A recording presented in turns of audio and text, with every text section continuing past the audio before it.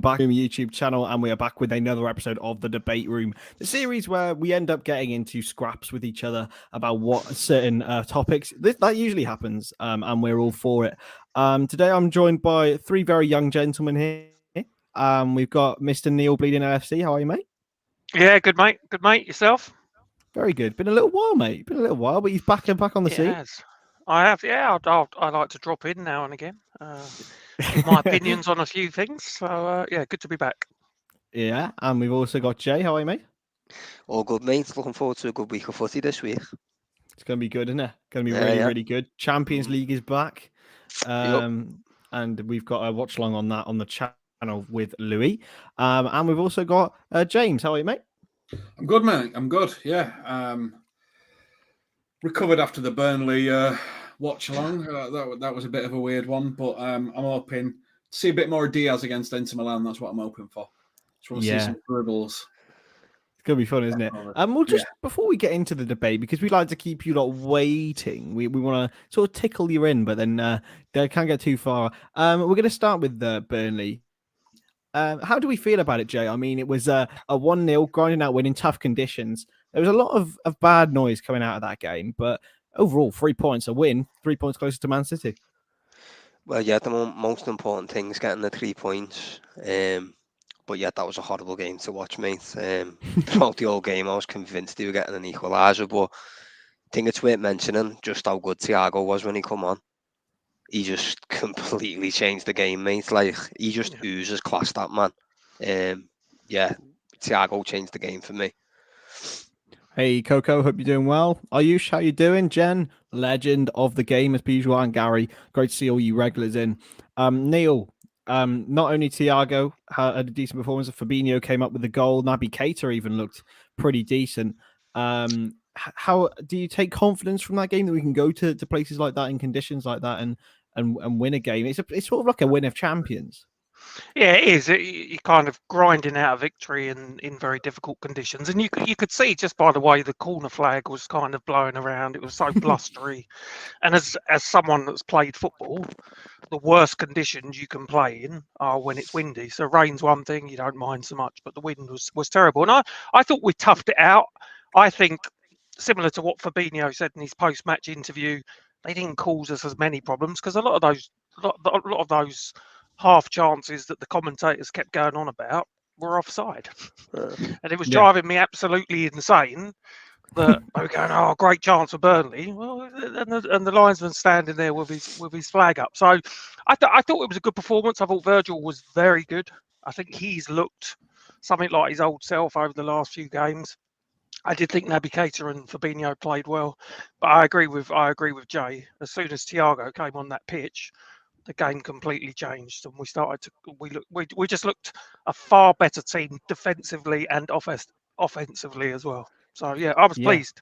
It was a horrible game, but you get a clean sheet and you get a win. You've got to be happy. Big love to Jen for the £4.49 super sticker. We really appreciate your support. The money goes right back into the channel, so that's what we'll be using it on. Hey to Matthias as well. James, talking about the offside thing, I saw a stat today that Liverpool have played 101 players offside this season. Second place is 61, and third place is 50. It's pretty ridiculous, isn't it? And a lot of people complain about our offside, our high line, but that clearly shows that it's working. Yeah. And this is the thing as well. It's not a stats pad thing, isn't it? You know, people are saying, oh, well, Van Dijk's not the same. He's caught people offside double every other Premier League team. But no one ever looks at it or anything like that. It's only come out because everyone's like, well, we caught Burnley a few times. Well, we've caught everyone seemingly. If we've played, 30 games, 100 offsides, that's about 3 a game. And normally it's in high-pressure situations, like free kicks on the edge of our own box, where they just move up and kill off what is in essence a Burnley-type attack if they get that free kick. It's the smartness behind some of this is it goes unseen because it's not a official stat people look at, but it's an unreal way of defending for us. Well, it is, and I think as well it shows how much we missed the defensive unit last season of Virgil and Matip and Gomez, because being able to play these offsides destroys opportunities for teams. And obviously they will be turning around now. He's that slow at turning. He'll be trying to get back in that Burnley wind. But bless him. Yeah, it's the pace of the defenders. We got probably 4 of the quickest centre backs in the Premier League, and it helps. And also a goalkeeper that's as good as anybody 1-on-1 as well. So if they do get through, they've got to beat Ali. Certainly helps, doesn't it? And the goal reminded me a bit of Ragnar Klavan's last minute winner back in 2018. Just thought the scrappiness of it and how it went in, but we'll get onto the topic at hand, because one man who got a lot of flack off the back of that Burnley game, Jay, was Bobby Firmino. He started the last 2 games. He's not really had his greatest time. He's only got 1 goal in his last 16 games. What are your thoughts on him? In truth, mate, I can't remember his last great game. In truth, I know obviously he's never been a massively prolific goal scorer, but you'd still get a lot more from him in the game in terms of winning the ball back, retention, and setting up other play. But when I watch him now, it's like he's too casual on the ball. Like, he'll try and make a 5-yard pass and won't make it, or sometimes he won't even be looking, or slows the game down. I'd love Firmino, mate, for what he's done over the last few years, but I do think we need someone else instead of him now, to be honest, personally. I mean, he made a point of not the contribution of Bobby has always been the saving grace for his lack of goal scoring. But do you think if his contribution goes, then that means that he has no longer really a place at Liverpool? I think that's what the problem is, mate. You'd forgive him for the goals and assist numbers in the past because of what he'd offer for the team, and his unselfishness allows the rest of the lads to make the runs that they make. But I don't think he's even contributing that anymore, and I don't think he'll go on it like that, because Klopp absolutely loves him. I think it's possibly his favourite player, but he's just nowhere near the player that we've had in the past. Like, not even half of the player he used to be. Neil, what are your thoughts?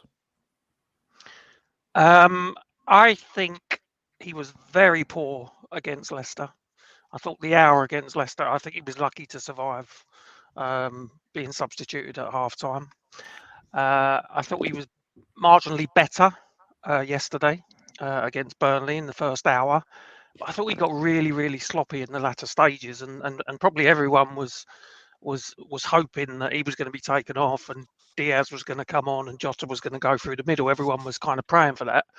And every time the ball was played into him, it was just a loose touch, and it just kept bouncing off him, and we kept conceding possession. So, as I say, I think it was a marginal improvement on the Leicester performance, but he doesn't look sharp. So earlier on in the season, I think we saw a patch of games where he did look sharper and he did look something like his old self, played well against Watford.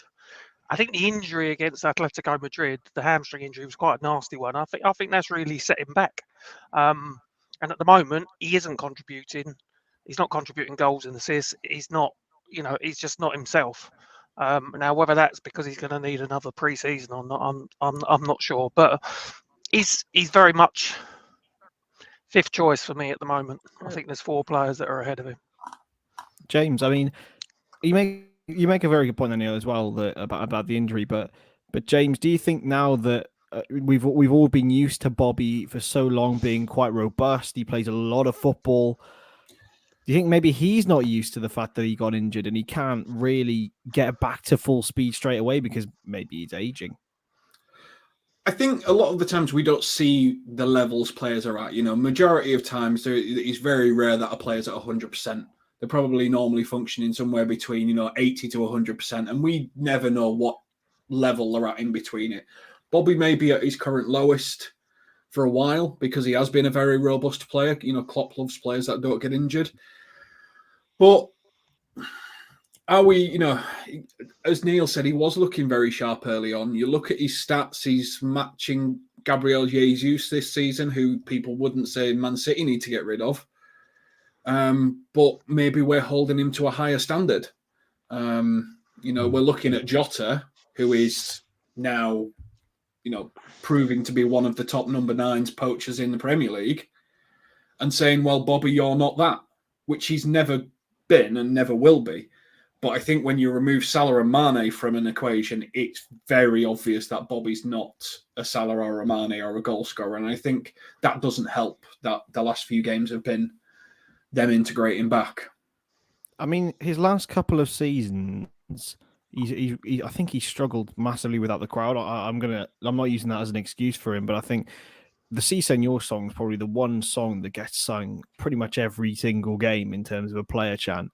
Not only because it's a great song, but because the whole Liverpool crowd and the whole fandom, Neil, really loves Bobby Firmino. And I think we need to start that off and just say we all absolutely love him. And it's quite difficult to have this conversation. Yeah, I think he's one of the most popular players in that team, and I think he is one that thrives on the atmosphere. So he's likely to get more. He's likely to get more time than some other players, and as you say, it's almost an awkward conversation that we're having. That it's about Bobby Firmino because of his popularity, but it's just something not quite right at the moment. Yeah, it is a bit strange. Do you think, Jay, that it could be down to age? Do you think it could be down to injury? Do you think it could be down to just the team evolving without him? I'm not too sure, mate, because for quite some time I know a lot of people were saying Firmino hasn't at the levels that he had previously because he hasn't had a rest, and he needs a rest. He plays too much, but this season he has had a couple of rests, and I know he's been injured. Obviously, that's one of the reasons he's been out. But even in the international break, I think he trained the whole way through that, didn't he? So that's 2 weeks full training. I just think he's had a big. To be honest, mate, we're talking about Firmino. Mane's had a big drop off as well. It's not just Firmino who's done this. Both of them are nowhere near the level that they were at when we were winning the Premier League and Champions League. So it's not just Firmino guilty of it, but Mane still gets a goal for you every now and then. So it probably goes a little bit more unnoticed than Bobby. But watching him Sunday, I was watching it and thought, what do you actually offer the team now in terms of progression? What is it that you're giving to us that no one else can? Like Jota does what Firmino does and scores. Do you know what I mean? He just offers a lot more. Yeah, I mean, his only Premier League goals this season, James, have come against Watford and Norwich. His other goals, I believe, came against Shrewsbury and someone else as well. Who else did he score against? I can't remember, but it's someone else. He was always a big game player. And he's always someone that Jurgen Klopp has trusted in a big game. But now I think it's pretty blatantly obvious that Diogo Jota is the senior man. Not necessarily, and I'm gonna just go a little bit devil's advocate and explain what I actually think he's doing, because straight away we've gone, well, Firmino's not really scored. Here are the goals he's scored, and that's not what his game's about. We're the top scorer in, I think, world football at this moment in time with the amount of goals we're putting in, and he's played a decent proportion of those games.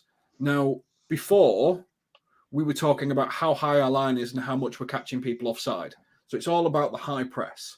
So when we look at things like defensive actions and tackles, Bobby Firmino is double every other forward line players, even this Premier League season. As much as Jota does more presses, Firmino wins the ball back more. He gets dribbled past less than everyone else. He is still tackling and winning the ball back. He's just smarter about it and doesn't run around like a headless chicken, I think, like we're used to seeing. We're used to seeing Firmino do the Robertson type, chasing people down, harrying, but he is winning 2 tackles in the top third per game.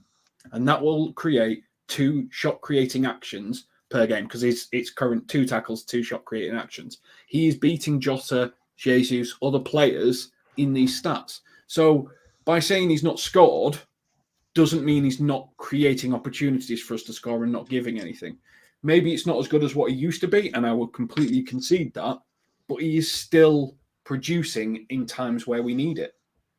It's true. And also, I mean, talking of goals, he got 9 last season in 48.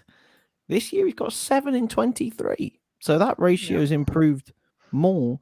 But we're going to move more off the field now. He's got 17 months now left on his deal as a Liverpool player. He's been at the club since 2015. Jay, I mean, what would be the terms that you would either agree or would you not agree that Bobby Firmino deserves a new contract? I think Klopp loves him, so I think if the option's there to give him a contract, he'll definitely get one. But I think what it will be is not any type of pay increase. He's going to be at the same level of pay, or potentially take a reduction. I don't see the owner saying here's another 50 grand extra a week or whatever. The way we're at negotiating with Salah now, it's obviously got something to do with money or whatever it may be. I don't think Firmino's got the argument the way Mo has. I don't think he can say, I want X amount, it's my last contract, because he's not at that level right now. So if he stays, I think it'd be a 2 or 3 year and he'd be on the same or less money. And I do think Klopp will try and keep him because he does love him. And as well, Neil, I just have a feeling that he might just have a future in more of a number 8, a deeper role. He might be able to be phased back into the midfield. I don't know whether that might be a potential plan for his future. Yes, I think it was Cardiff last week. Last 20 minutes, I think he dropped back into the left-sided midfield role, if I remember rightly, when we made a substitution. Possibly, because I think at Hoffenheim he played in a midfield role. I think he can. He's still got something to offer. I think he's not a bad player to have coming off the bench at times. I think he got 2 goals against Porto when he came off the bench this season. So I think there's something to offer. I think he needs an injury-free run, possibly another pre-season, a good pre-season under his belt, so that he can hit the ground running next season. I think his status, as I say, for me now is 4th, 5th choice, and he should be paid accordingly. And then it's up to him. I think as a 4th, 5th choice striker, or even as a midfield player, we'd be happy to keep him. But he needs to accept that he will be paid for what his status is within the team, which isn't where it was 2-3 seasons ago. It's reported to be about 180 grand a week, isn't it? Yeah. It's a big wage. But, yeah. And I agree. For a 4th, 5th choice, that is a very big wage that could go to something. You could get 2 players like Diaz probably is not on as much, developing. That's where it gets complicated, isn't it? Does he want to take a reduction? But that's the thing. We're talking about, should we let Firmino go? Well, what does it mean in terms of what do we get instead? Because we know what he can offer, good and bad. What would we get instead? If Carvalho's been someone that's heavily linked with the club. There's talk that if we get a deal in place for him, he might go back on loan to Fulham for another year. So do we keep Bobby around for another year but do we lose him for free then? That's the problem. Can we get a short extension in his contract? But I think there would need to be a pay reduction personally. Yeah, definitely. You think about it, you can't have a squad player on 180,000 a week. You can't. That's Arsenal stuff. Yeah. Sorry, Arsenal. Oh, it is, yeah. I'm not sorry. I'm not sorry at all. They can keep crying about false positives. I think I still remember. I think with both him and I totally agree with what you guys said about Mane, his levels have dropped. Yeah. They've got to accept that. And if they're willing to stay at the club at a slightly lower status than they've been in the past, then great. I'm sure we'd be happy to keep them, but it shouldn't be at the cost of bringing someone in probably on a lower wage that's going to be better for the club longer term. I don't know if I'm being emotional here, boys, and I probably am, and I'm probably being completely and utterly irrational, but I'd slap a lifetime contract on Bobby Firmino. I absolutely love him. I love him to bits, and it is a real emotional decision, but I just feel like he could have so much to offer even in the latter years of his career. And obviously, it would have to be a payment reduction. I just love him, mate. I just love him, and I know I'm going to get absolutely slaughtered for that, but I adore the man. I really do. Yeah, but Kris, I think if you think about Firmino's game, which is that as he slows down a little bit, as he starts to push the 30s, his game would be suited. He'd be a big player in Italy. He'd cause absolute or Spain. He would cause absolute havoc. Yeah, he was.